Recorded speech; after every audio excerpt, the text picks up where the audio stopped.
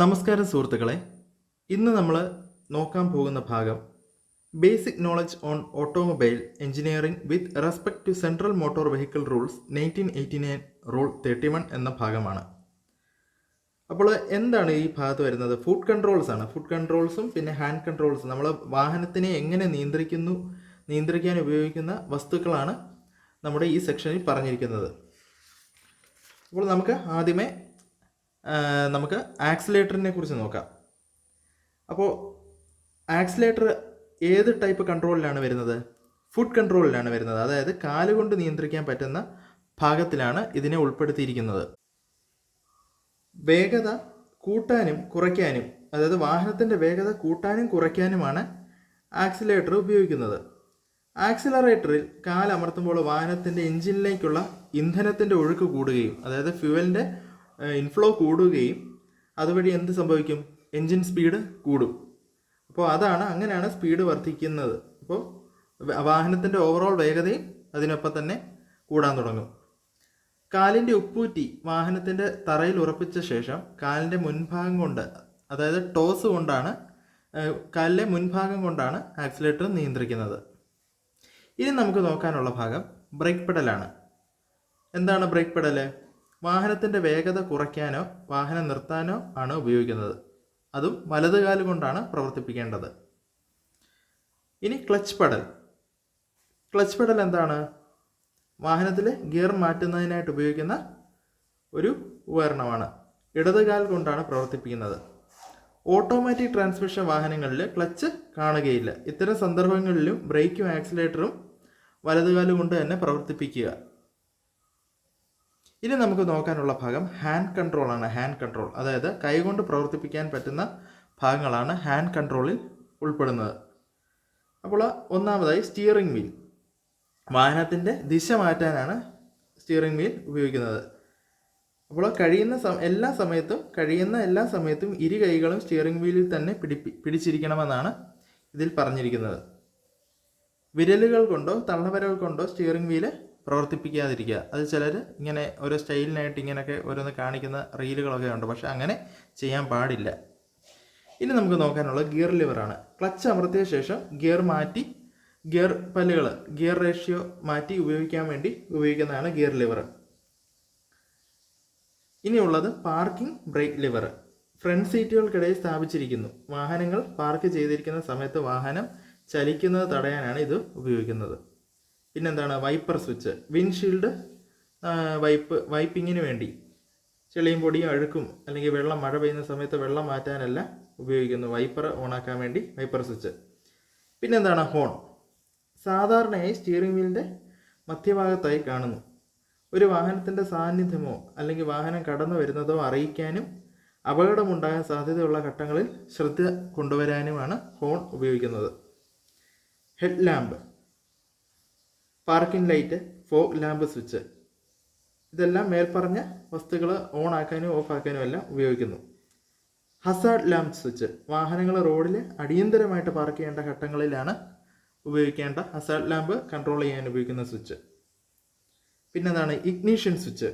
വാഹനത്തിൻ്റെ engine start ചെയ്യാനും stop ചെയ്യാനും ഉപയോഗിക്കുന്നു. ഇനി നമുക്ക് നോക്കാനുള്ള ഇൻഡിക്കേറ്റേഴ്സാണ്. ഇൻഡിക്കേറ്റേഴ്സ് എന്താണ്?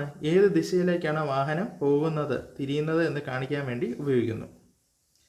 ഇനി മറ്റ് ചില കൺട്രോള്, അതായത് റിയർ വ്യൂ മിറർ. വാഹനത്തിൻ്റെ പിന്നിലെ കാഴ്ച ലഭിക്കുവാനായി ഉപയോഗിക്കുന്നു. റിയർ വ്യൂ മിറർ ഉപയോഗിക്കുന്ന മിറർ ഏതാണ്?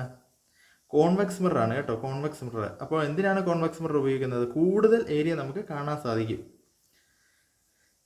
പിന്നെ നമുക്ക് നോക്കാനുള്ള ഇൻസ്ട്രുമെൻറ്റ് ക്ലസ്റ്റർ ആണ്. അപ്പോൾ എന്താണ് ഇൻസ്ട്രുമെൻറ്റ് ക്ലസ്റ്റർ? ഇത് സാധാരണയായിട്ട് സ്റ്റിയറിംഗ് വീലിൻ്റെ മുകളിലായിട്ടാണ് ഇത് വെച്ചിരിക്കുന്നത്. അപ്പം വാഹനത്തിൻ്റെ പ്രവർത്തനത്തിൻ്റെ എല്ലാ വിവരങ്ങളും നൽകാൻ പല ടൈപ്പ് ഗേജുകളും ഇൻഡിക്കേറ്ററും ഒക്കെ കാണും. എന്തൊക്കെ ഗേജുകൾ കാണും? സ്പീഡോമീറ്റർ, വാഹനത്തിൻ്റെ സ്പീഡിനെ കാണിക്കുന്നത്. പിന്നെ ഓഡോമീറ്റർ, അതായത് വാഹനം സഞ്ചരിച്ച ദൂരം നമ്മളെ മനസ്സിലാക്കാൻ സഹായിക്കുന്നു. പിന്നെ എന്താണ്? ട്രിപ്പ് മീറ്റർ, വാഹനം ഓരോ ട്രിപ്പിലും സഞ്ചരിച്ച ദൂരം കാണിക്കും. പിന്നെ എന്താണുള്ളത്? ടാക്കോമീറ്റർ, അതായത് എൻജിൻ സ്പീഡ് കാണിക്കും RPM-ൽ. പിന്നെന്താണ്? ഫ്യൂവൽ ഗേജ്, വാഹനത്തിൻ്റെ ഇന്ധനത്തിൻ്റെ അളവ് കാണിക്കും.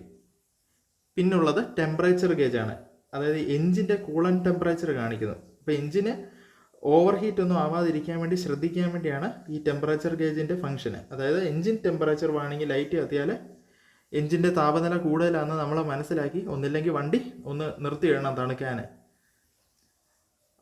ഇത്തരം സന്ദർഭങ്ങളിൽ ഉടൻ തന്നെ അപ്പോൾ എൻജിൻ ഓഫ് ചെയ്യുക, നല്ലപോലെ ഹീറ്റ് ആവാൻ തുടങ്ങിയാൽ.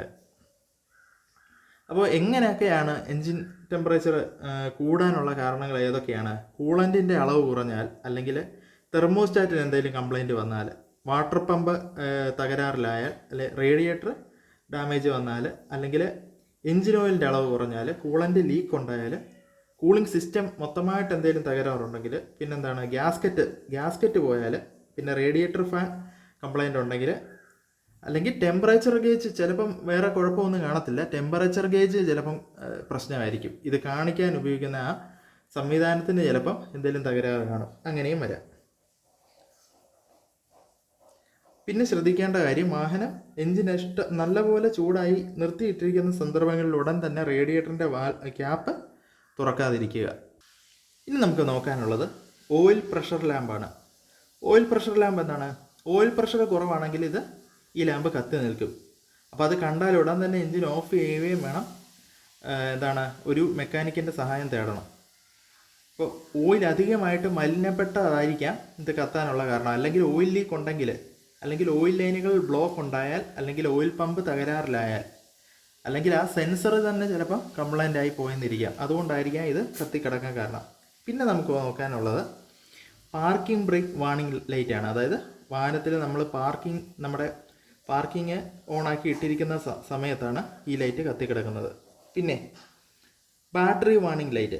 അപ്പോൾ എൻജിൻ സ്റ്റാർട്ടായി നിൽക്കുന്ന സന്ദർഭങ്ങളിൽ വാർണിംഗ് ലൈറ്റ് കത്തി നിന്നാൽ ചാർജിങ് സിസ്റ്റം ശരിയായിട്ട് പ്രവർത്തിക്കുന്നില്ല എന്ന് നമുക്ക് മനസ്സിലാക്കാം. അപ്പോൾ ഇത്തരം ഘട്ടങ്ങളിൽ ഒരു മെക്കാനിക്കിൻ്റെ സഹായം ഉടനടി നമ്മൾ തേടേണ്ടതാണ്. ഇനിയുള്ളത് Hazard light indicator. Hazard light on ആയി കിടക്കുവാണെന്ന് നമ്മളെ സൂചിപ്പിക്കുന്നു. പിന്നെയുള്ളത് ഹൈ ബീം ഇൻഡിക്കേറ്ററാണ്. വാഹനത്തിൽ ഹൈ ബീം ആണോ ലോ ബീം ആണോ ഇപ്പോൾ ഉപയോഗിക്കുന്നത് എന്ന് നമുക്കറിയാൻ വേണ്ടി ഉപയോഗിക്കുന്നു. അപ്പോൾ ഇത്രയൊക്കെയാണ് നമ്മുടെ ഫുഡ് വർക്കിലും ഫുഡ് കൺട്രോൾസിലും ഹാൻഡ് കൺട്രോൾസിലും ഉൾപ്പെടുന്ന ഭാഗങ്ങൾ.